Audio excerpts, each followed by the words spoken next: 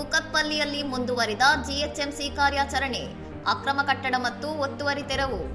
ಹೈದರಾಬಾದ್ನ ಕುಕತ್ಪಲ್ಲಿಯಲ್ಲಿ ಸಾರ್ವಜನಿಕ ರಸ್ತೆ ಹಾಗೂ ಪಾದಚಾರಿ ಮಾರ್ಗಗಳಿಗೆ ಅಡ್ಡಿಯಾಗಿದ್ದ ಅಕ್ರಮ ಕಟ್ಟಡಗಳನ್ನು ಗ್ರೇಟರ್ ಹೈದರಾಬಾದ್ ಮುನ್ಸಿಪಲ್ ಕಾರ್ಪೊರೇಷನ್ ಅಧಿಕಾರಿಗಳು ಶನಿವಾರ ನೆಲಸಮಗೊಳಿಸಿದ್ದಾರೆ.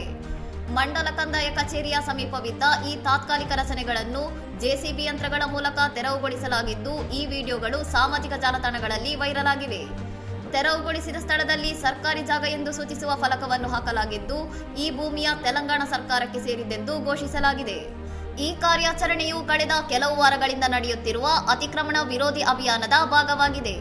ಜೂನ್ 4ರಂದು ಮಿಯಾಪುರದ ನ್ಯೂ ಕಾಲನಿಯಲ್ಲಿ ಸಹಬಾರಿ ಪೊಲೀಸ್ ಭದ್ರತೆಯ ನಡುವೆ ಗುಡಿಸಲುಗಳನ್ನು ತೆರವುಗೊಳಿಸಲಾಗಿತ್ತು. ಕಳೆದ ಕಾರ್ಯಾಚರಣೆಯ ವೇಳೆ ಯಾವುದೇ ಪೂರ್ವ ಸೂಚನೆ ನೀಡಿಲ್ಲ ಎಂದು ನಿವಾಸಿಗಳು ಆರೋಪಿಸಿದ್ದರು.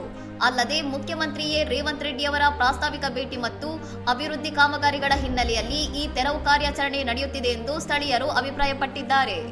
ನಗರದಾದ್ಯಂತ ಸರ್ಕಾರಿ ಜಾಗಗಳ ಒತ್ತುವರಿ ತೆರವುಗೊಳಿಸುವ ಹಾಗೂ ಸುಗಮ ಸಂಚಾರಕ್ಕೆ ಅನುವು ಮಾಡಿಕೊಡುವ ನಿಟ್ಟಿನಲ್ಲಿ ಜಿಎಚ್ಎಂಸಿ ಕಠಿಣ ಕ್ರಮಗಳನ್ನು ಮುಂದುವರಿಸಿದೆ.